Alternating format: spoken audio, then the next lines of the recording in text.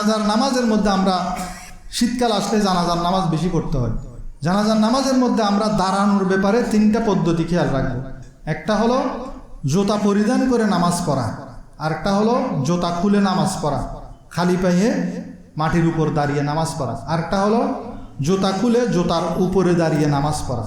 জুতা পরিধান করে নামাজ পড়া এটাও জায়েজ। কখন জায়েজ হবে? যদি আপনি যে জুতাটা পরিধান করেছেন সেটা যদি পাক হয়, সেটা তলাটা পাক হতে হবে, এবং ওই জুতা পায়ে দিয়ে আপনি যে জমিনে দাঁড়িয়েছেন সেই জমিনও পাক হতে হবে। তাহলে আপনি ওই জুতা পরিধান করে নামাজ পড়লে কি হবে? জায়েজ হবে।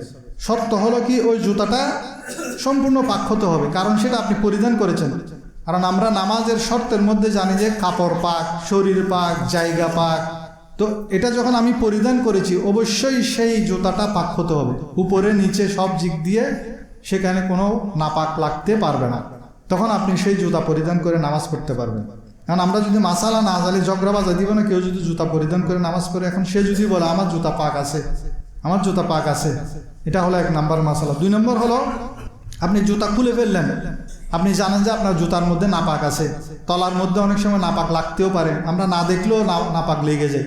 সেজন্য আপনি জুতা খুলে মাটিতে দাঁড়ালেন, কিন্তু এমন মাটিতে, গ্রামে গঞ্জে বিলের মধ্যে জানাজা হয়, তো বিলের মধ্যে পশু চড়ে, ও পশুর পায়খানা প্রস্রাব করে না, তো আপনি জানেন না, হয়তো আপনি জমিনের মধ্যে গোবরের উপর দাঁড়ায় গেছেন।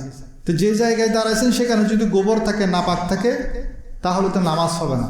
তো আপনি যদি নিশ্চিত হন, ধরেন ঈদগাহে গেছেন, সেখানে একদম ফাঁকা, সেখানে তো পরিষ্কার দেখা যাচ্ছে, তখন আপনি জুতা খুলে পরিষ্কার জমিনের উপর দাঁড়াবেন, তখন আপনার জন্য জায়েজ হবে।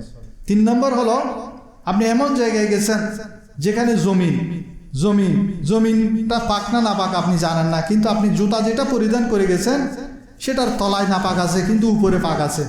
জুতাটার উপরে পাক থাকে না, আমাদের জুতা তো সবসময় প্রায় সময় উপরে পাক থাকে। তখন আপনি জুতাটা খুলে জুতার উপর দাঁড়ায় গেলেন। জুতার উপর যখন দাঁড়াবেন তখন আপনার জুতার তলায় নাপাক থাক সমস্যা নেই, জমিনে নাপাক থাক সমস্যা নেই, এটা হলো সেফ। সেজন্য অনেকে দেখবেন জুতা খুলে জুতার উপর দাঁড়ায়, এটা হলো নিরাপদ। তো সেখানে অনেকে মাসালা না জেনে ওই মুক্তাদিদের মধ্যে অনেকে ঘোষণা করেন, অনেক জায়গায় আমরা দেখি যে ও জুতা খুলে দিও।